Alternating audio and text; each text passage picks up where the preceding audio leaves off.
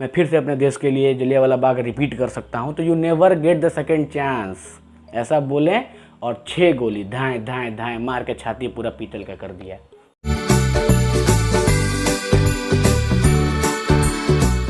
मेरा नाम उत्कर्ष Pandey, easy study में आज आपका फिर से स्वागत है। आज हम लोग देखने वाले हैं रॉलेट एक्ट के बारे में। रॉलेट एक्ट के चलते जलियांवाला बाग कांड हुआ था, उसके बारे में थोड़ा समझेंगे। और जलियांवाला बाग कांड होने के चलते एक नायक हमारे देश में आए जिसका नाम था उधम सिंह, सरदार उधम सिंह। इनके बारे में थोड़ा हम लोग समझेंगे, जानेंगे। तो आइए स्टार्ट करते हैं पहले हम लोग अपना रॉलेट एक्ट से। तो रॉलेट एक्ट 1919 में आया था। रॉलेट एक्ट का मतलब आप हिंदी में समझ सकते हैं कूटम भारतीय एक्ट। एक्ट का मतलब होता है कानून। ऐसा कानून लाया था ब्रिटिश सरकार जिसके थ्रू वो लोग, ऐसा उसमें प्रावधान था कि इंडियंस को, यानी भारतीयों को, जो भी भारतीय जो हमारे इंडिपेंडेंस के लिए या फिर जो क्रांतिकारी थे, जो भी इस तरह की गतिविधि में पाए जा रहे थे, उनको उठा के पिटाई चालू कर देना, उनको उठा के उनका कुटाई चालू कर देना है, शक के बिना पे भी कि अच्छा ये टीम बना रहा है, ये इंडिपेंडेंस खेलने वाला है, ये अपने लोगों को उकसा रहा है कि आप आज़ादी मांगिए। इस तरह का कोई भी एक्टिविटी करते हुए कोई भी पकड़ाएगा तो उसे उठा के जेल में डाल दिया जाएगा, बिना सुनवाई, बिना वकील, बिना दलील, पिटाई चालू। इस तरह का ये एक्ट था रॉलेट एक्ट। मतलब कि पूरा काला कानून लाया गया था अंग्रेज़ों के द्वारा हम भारतीयों के लिए। तो इससे हम लोग पूरे देश में इससे संतोष किसी को नहीं था। ये एक्ट सबको ये एक्ट आँख में गड़ रहा था कि ये एक्ट नहीं होना चाहिए, ये तो अजीब सा एक्ट है कि बस बिना कोई प्रावधान के आदमी, बिना किसी भी गुनाह के आप इसे किसी को उठा सकते हैं, जिसको मन कर जाए उसको उठा कर पीट सकता है ये लोग। मतलब और बिना डिटर्जेंट का धुलाई किसको पसंद है, ये लोग इस टाइप का ठोकाई चालू किया था रॉलेट एक्ट के थ्रू। तो ये जो चिंगारी था, ये आग तब बना जब पंजाब में ये एक्ट के थ्रू क्या किया गया कि सतपाल नाम का और सैफुद्दीन नाम का 2 ठो वहाँ पे रिवोल्यूशनरी थे, मतलब कि क्रांतिकारी लोग थे। वहाँ का इनका फ़ैन फॉलोइंग बहुत था। ये पंजाब के बहुत बड़े क्रांतिकारी थे, सैफुद्दीन और सत्यपाल। इन दोनों को अरेस्ट कर लिया गया। अब जब सैफुद्दीन और सत्यपाल को अरेस्ट कर लिया गया तो पंजाब का लोग का मूड ख़राब हो गया। अब वो लोग सोचा कि यार इनको तो छुड़वाना पड़ेगा, ये लोग तो कैसे ज़बरदस्ती करके उठा ले रहा है किसी को। तो 10 अप्रैल 1919 को इनको अरेस्ट किया गया था। और 2-3 दिन का प्रोग्राम बनाने के बाद वहाँ का लोग सोचा, हमारे इंडियंस भाई लोग सोचे, पंजाबी भाई लोग सोचे कि चलिए अब चल के थोड़ा सा प्रोटेस्ट किया जाए और उनको निकलवाने के लिए, और ये काला कानून के खिलाफ थोड़ा सा आवाज़ उठाया जाए। तो शांतिपूर्वक एकदम बिना लाठी डंडा बंदूक गोली कोई चीज़ नहीं, शांति से 10 को अरेस्ट हुए थे। 13 को ये लोग जलियांवाला बाग पहुँचे। जलियांवाला बाग एक बाग टाइप का है, वहाँ पहुँचे कि वहाँ जाकर प्रोटेस्ट करेंगे। प्रोटेस्ट मतलब समझ रहे ना, धरना प्रदर्शन करेंगे शांतिपूर्वक, बिल्कुल शांति से, कोई गुंडाई नहीं करना है। शांति से जाएंगे वहाँ पर हम लोग और प्रोटेस्ट करेंगे कि इस कानून को वापस लिया जाए, कानून बेकार है, ये कानून हमको पसंद नहीं है, और हमारे वो सैफुद्दीन और सत्यपाल को भी रिलीज़ किया जाए, आप लोग गलत कर रहे हैं। तो ये प्रोटेस्ट के लिए वहाँ पे जलियांवाला बाग में सब इकट्ठा हुए थे। और 13 अप्रैल का दिन था वो, 13 अप्रैल 1919 का वो दिन था। और उसी दिन गलती से, संजोग से बोलिए, बैसाखी का भी दिन था। समझ पा रहे हैं आप? तो बैसाखी का त्यौहार था। तो जलियांवाला बाग में बहुत सारे पंजाबी लोग या बहुत सारे लोग वो बैसाखी मनाने के लिए भी पहुँचे थे। उसके त्यौहार में मस्ती कर रहे थे वहाँ पे। और कुछ लोग प्रोटेस्ट करने के लिए पहुँचे थे। मतलब सारे लोग जो थे वहाँ प्रोटेस्टर नहीं थे। वहाँ पे कुछ लोग अपने त्यौहार मनाने भी गए थे और कुछ लोग प्रोटेस्ट करने गए थे। तो लेकिन सबको मिला के लगभग 15 से 20 हज़ार का हुजूम वहाँ पे, 15 से 20 हज़ार लोग वहाँ पे इकट्ठा हुए थे। और ये सब जैसे ही उस समय का जो गवर्नर जनरल था पंजाब का, उसको जब पता चला कि वहाँ पे इस तरह का प्रोटेस्ट हो रहा है और हमारे रॉलेट एक्ट के खिलाफ, हमारे गवर्नमेंट के खिलाफ वहाँ पे प्रोटेस्ट हो रहा है, तो वो इमीडिएटली बोले कि जल्दी से जाके आपको, जल्दी से वो ऑर्डर किए कि जल्दी से उस जगह को खाली करवाया जाए। आप समझ पा रहे हैं? तो खाली करवाने का जो दायित्व मिला वो जनरल डायर को मिला, जनरल ओ डायर को मिला। और वो अपने 90 सिपाही लेके और 2-3 तोप लेके पहुंच गए जलियांवाला बाग कि वहाँ पे माजरा क्या है। जब वहाँ पहुँचे वो, तो देखे कि बड़ा सा जलियांवाला बाग जिसके अंदर 15 से 20 हज़ार लोग हैं, उसमें एक छोटा सा 3-3.5 फीट का एक छोटा सा गेट है। अब समझ पा रहे हैं? 3-3.5 फीट के गेट से तो तोप अंदर नहीं जा पाता। 2 ठो टैंक भी लेके गए थे। सोचिए, पीसफुली वहाँ पे सब कुछ हो रहा है, प्रोटेस्ट हो रहा है, उसके लिए टैंक और इस टैंक लेके पहुँचे। लग रहा है कि आतंकवादी से जंग करने जा रहे हैं। 2 टैंक लेकर पहुँच गए हैं। अब जब देखे कि टैंक अंदर तो जा नहीं पाएगा, 3-3.5 फीट के छोटा सा गेट था और वही एंट्री पॉइंट था, वही एग्जिट पॉइंट था, वहीं से बाहर जाना, वहीं से अंदर आना। पूरे के पूरे जलियांवाला बाग जो आपको कभी सौभाग्य मिले तो जलियांवाला बाग ज़रूर जाइए, एक बार वहाँ ज़रूर जाके देखिए, आपको बड़ा शांति का अनुभव होगा। क्योंकि हमारे शहीद, हमारे वीर का वहाँ पे खून है, वहाँ वहाँ आपको गोली का निशान मिलेगा जहाँ पे गोली चलाया गया लगातार। आपको बड़ा बड़ा अजीब सा फील होगा वहाँ, बड़ा आप मोटिवेट होंगे वहाँ जाने के बाद। जो जो हमारे साथ कांड हुआ है, जो ये ब्रिटिशर लोग हमारे साथ किए हैं, खून खौलाएगा आपका अगर आप वहाँ पहुँचते हैं तो, अगर आप वहाँ जाते हैं तो समझिए बात को। ये क्या करते हैं, वो 3 साढ़े 3 फीट का जो छोटा सा गेट होता है उसके सामने अपना तोप लगा देता है, समझिए। अब जो भी बाहर, जो भी अंदर है, वो अगर बाहर आता है तो तोप से उड़ा दिया जाएगा। और अपने जो 90 ये सिपाही लेके आया था, सबको बोला लाइन से खड़ा, सबको अंदर भेजा, लाइन से खड़ा किया और लाइन से खड़ा करके बोलता है फायर, सबको गोली मार दो। सोचिए 90 सिपाही खड़ा किया लाइन से, उधर पूरे के पूरे 15-20 हज़ार लोग प्रोटेस्ट कर रहे हैं, कोई घूम रहा है, कोई मेला घूम रहा है, कोई बैसाखी में आया, कोई भंगड़ा पा रहा है, लेकिन इसने कह दिया फायर, सबको मार दो, जो भी दिख रहा है सबको मार दो। लगातार 17 मिनट गोली, लगातार 17 मिनट गोली धड़ाधड़ धड़ाधड़ धड़ाधड़ चलते रहा। किसी को कहीं लग रहा है, कोई भाग रहा है, सब जान बचाने के चलते कहीं इधर कूद रहे हैं, कोई उधर कूद रहे हैं, कोई तो पैर से दब के मर गया, कोई वहाँ छोटा सा कुआं था, कुआं में कूद के अपना जान बचाने के चक्कर में उसमें दब के मर गया, कोई उस बाउंड्री को फाड़ने के चक्कर में हाथ गोड़ तोड़वा लिया। मतलब कि पूरा का पूरा अजीब सा सीन चल रहा है। आप समझ पा रहे हैं कि वो मंज़र आप वो मंज़र इमेजिन नहीं कर सकते, इस तरह का वहाँ पे उस टाइम में सीन चल रहा होगा।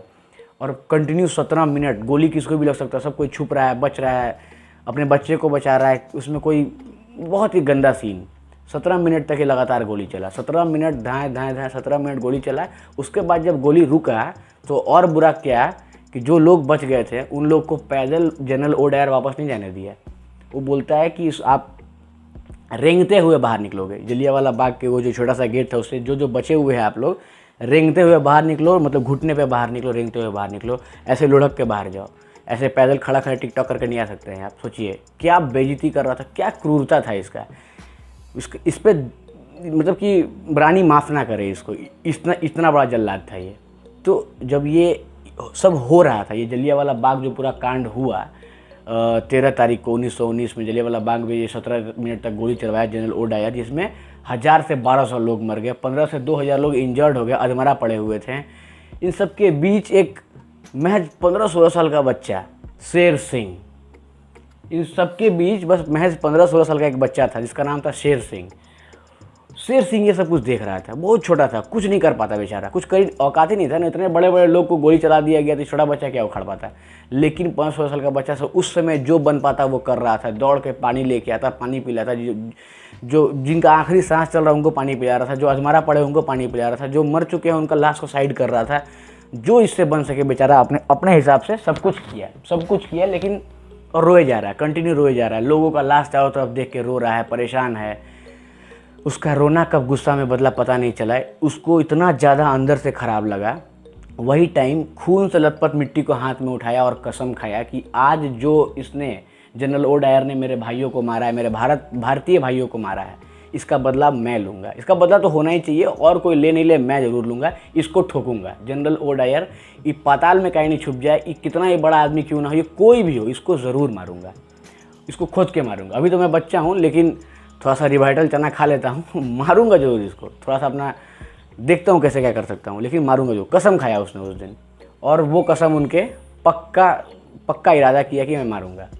तब तक क्या हुआ कि जब जनरल डायर इतना बड़ा कांड किया तो ब्रिटिश का जो सरकार था वो समझ गया कि जनरल डायर का जो जान है अभी खतरा में है इंडिया में। क्योंकि जब आप समझ सकते हैं कि जब छोटा सा ये बच्चा का मूड इतना ख़राब हो सकता है, तो फिर और जो लोग थे, और जो क्रांतिकारी थे, भगत सिंह और भी जो थे, बोस जी थे हमारे, और जितने भी लोग थे, उन लोग का तो अलग ही लेवल का मूड ख़राब हो रहा होगा ना कि इतना बड़ा ये कांड करवा दिया। तो इनका जान को खतरा था, जनरल ओ डायर को, ये ब्रिटिश सरकार जान रहा था। तो इनको वापस लंदन भेज दिया गया कि आप जाइए वहाँ से कुछ अलग सा कोई काम संभालिए, उनको अलग सा डिपार्टमेंट दे दिया गया, आप वहाँ से संभालिए। इंडिया से इनको हटा दिया गया क्योंकि यहाँ पे इनका जान खतरा में था, कभी भी कोई इनको ठोक देता है। तो लंदन भेज दिया गया। अब इनके फिराक में ये छोटा बच्चा तो था ही, इसको पता चल गया वो लंदन चला गया है। अब इनको भी लंदन जाना है। लंदन कैसा है, कैसा दिखता है, वर्ल्ड के मैप में लंदन किधर पड़ता है, लंदन का भाड़ा कितना है, लंदन में खाएंगे क्या, रहेंगे क्या, सोएंगे कहाँ, कुछ नहीं पता, लेकिन जाना है। क्यों जाना है भाई? डायर को मारना है तो जाना है। ये था इनका मतलब कि पूरा ज़िंदगी जीने का सिर्फ एक ही मकसद था कि अब जनरल को मारना है। ये खुद अनाथ थे, आपको बता दें इनके बारे में थोड़ा। शेर सिंह नाम था इनका।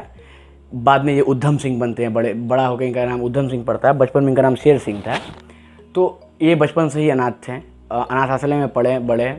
पूरा का पूरा इनका जो दीक्षा शिक्षा मिला ये पूरा का पूरा सिख कम्युनिटी से मिला।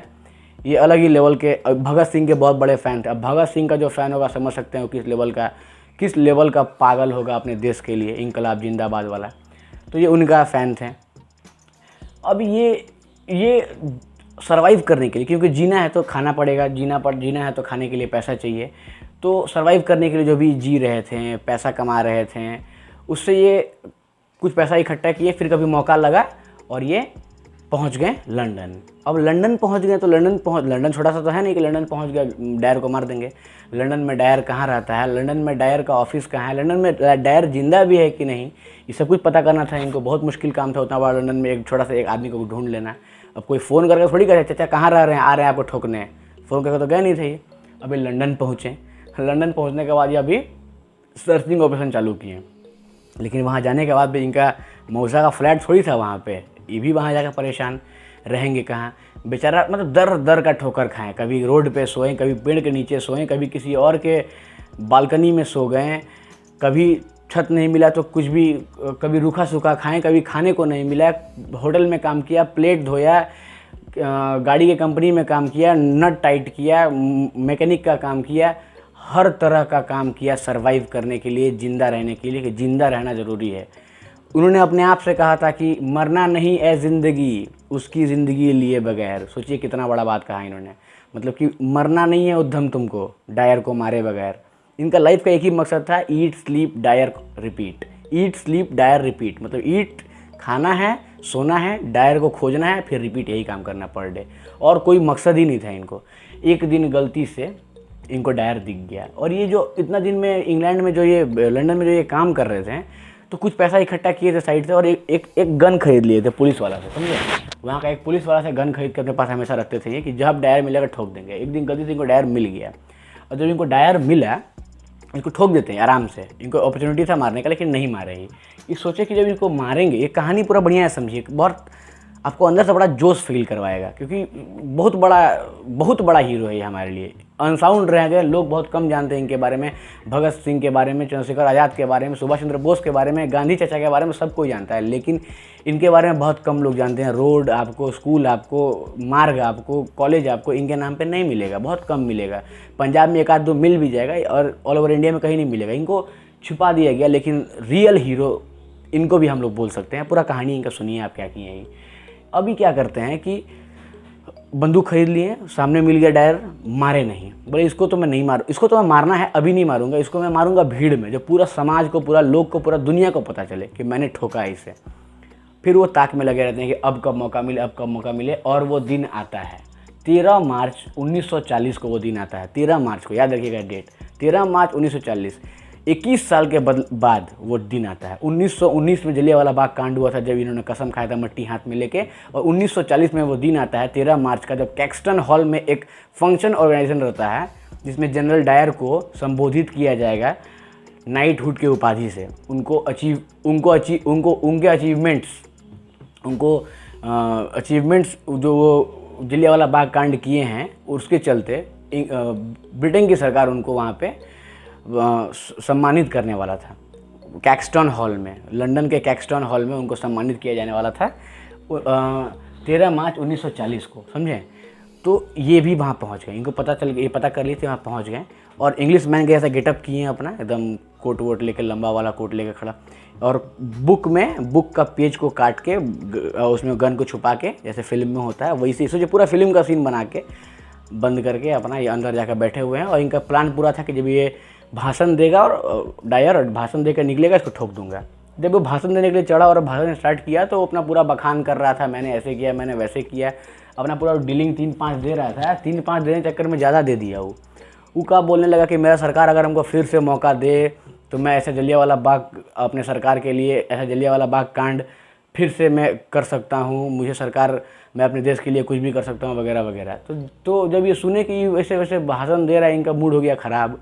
ये उठ के गए और सामने जाके, डायर के एकदम सामने जाके, 4-5 हज़ार लोग बैठे हुए पूरे अरीना में, वहाँ सामने जाके बोलते हैं कि you never get second chance, समझ पा रहे हैं क्या बोलना चाहे वो जब भाषण दे रहा था कि अगर हमको सरकार फिर से मौका दे तो मैं फिर से अपने देश के लिए ऐसा कुछ करूं, मैं फिर से अपने देश के लिए जलियांवाला बाग रिपीट कर सकता हूं, तो you never get the second chance, ऐसा बोले और 6 गोली धाएँ धाएँ धाएँ मार के छाती पूरा पीतल का कर दिया।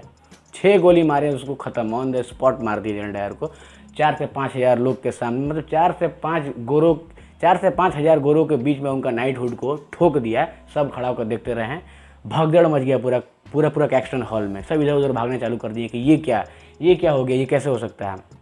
सब भाग रहे हैं इधर उधर। सुपरिटेंडेंट आता है, पुलिस आता है इनको अरेस्ट करने के लिए, हिम्मत नहीं होता उसका इनको अरेस्ट करे। हाथ में गन लिया हुआ फौलादी जिगर लेके, कौन छूने जाएगा, ठोक दिया है जनरल डायर को। अपने से ही अपना गन को ड्रॉप करते हैं और बोलते हैं कि अरेस्ट मी, मेरा काम हो गया, डरो मत, मुझे अरेस्ट कर लो। इनको अरेस्ट किया जाता है और इमीडिएटली जज के पास ले जाया जाता है। आपको पता है कि इंटरेस्टिंग सवाल जज वहाँ क्या पूछता है इनसे? जज इनसे पहला सवाल पूछता है कि तुम्हारे पास मौका था तो तुम भागे क्यों नहीं। यही बोलते हैं उधम सिंह स्माइल के साथ। सोचिए, ये जो शेर सिंह बच्चा था अब उधम सिंह बन चुका था। जब बड़ा होने के बाद इनको जब ये अनाथालय में थे, तो फिर जब इनको शिक्षा दीक्षा मिल रहा था तो वहाँ से इनका नाम उधम सिंह पड़ चुका था। तो उधम सिंह से पूछा गया कि तुम भागे क्यों नहीं, तो ये स्माइल करते हुए बोलते हैं कि अगर मैं भाग जाता तो आपको पता कैसे चलता कि 7 समंदर पार से कोई भारतीय आया था और अपने देश का बदला लिया। अगर मैं भाग जाता तो आप लोग को पता कैसे चलता कि भारतीय भी बदला लेते हैं। ये सब सुन के तो जज का हालत ख़राब है। जज सोचा कि ये कौन पागल सन की है, पूरा कोर्ट में पिन ड्रॉप साइलेंस। फिर जज पूछता है इनसे कि तुमको कोई सफाई देना है, कुछ अपने बारे में बोलना है तो बोलो, क्योंकि तुमने संगीन जुर्म किया है, तुमने मर्डर किया है जनरल ओ डायर का, तुमको तो भाई फांसी की सज़ा मिलेगी, तुमको जान से हाथ धोना पड़ेगा। तुमको अपने आखिरी कुछ शब्द बोलने हैं या फिर तुमको कुछ अगर बोलना है अपने सफाई में तो बोल सकते हो। बोला हमको कुछ नहीं बोलना है। वो बोला, जज बोला कि अपने सफाई में कुछ बोलना था आप बोल सकते हैं, इनको कुछ नहीं बोलना था। बोला अगर तुमको छोड़ देंगे बाबू, जज बोला उधम सिंह को, अगर तुमको छोड़ देंगे तो कुछ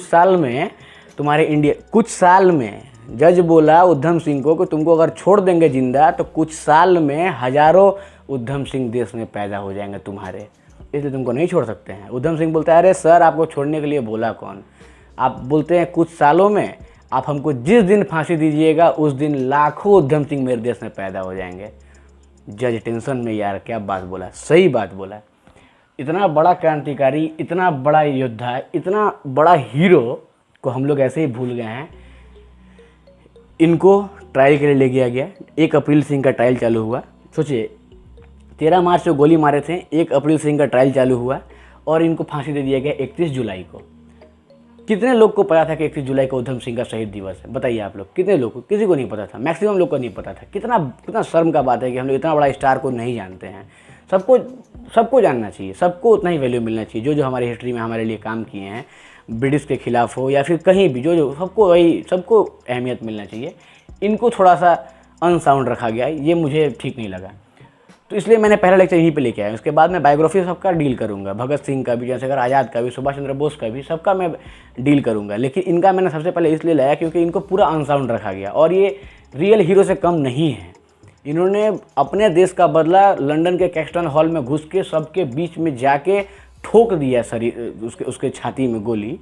वो 75 साल का बूढ़ा हो चुका था उस समय, लेकिन फिर भी अपना बदला लिया इन्होंने अपने हाथ से मार के 7 समंदर पार जाके। दैट्स कॉल सरदार उधम सिंह। तो फिर इनको फांसी दिया गया 31 जुलाई को। और कहा जाता है कि जब इनको फांसी दिया जा रहा था, ये भी सुन लीजिए, तो जल्लाद जो काला कपड़ा मुंह पहनाता है नहीं पहने, बोले हमको नहीं पहनाओ, और अपने से वो फंदा लेके गले में पहने और झूल गए अपने से, इंकलाब जिंदाबाद बोलते हुए, भारत माता की जय बोलते हुए। यानी कि उधम सिंह की जय है, हम लोग को भी ये बोलना चाहिए। इतना बड़ा स्टार इन्होंने ऐसा किया। तो ये सब कुछ आप उधम सिंह के बारे में जो आपको मैंने बताया आप समझ गए। रॉलेट एक्ट से कैसे जुड़ा हुआ था, रॉलेट एक्ट के चलते कैसे जलियांवाला बाग हुआ आप समझ गए। और जलियांवाला बाग से एक नायक कैसे निकल के आया, सरदार उधम सिंह, शहीद सरदार उधम सिंह। सरदार उधम सिंह बोलना सही नहीं होगा, शहीद Sardar Udham Singh, the unsound hero, the real hero हमारा। तो आशा करता है कि सब कुछ समझ में आया होगा, इंटरेस्टिंग लगा होगा। अगर आपको सब कुछ समझ में आया, अगर आपको कहीं कोई डाउट है तो आप ज़रूर कमेंट बॉक्स में अपना डाउट को ड्रॉप करें, मैं आपको समझाऊंगा फिर से। और चलिए इसी तरह का लेक्चर लेकर बेहतरीन फिर आपसे मिलेंगे हम लोग। जय हिंद।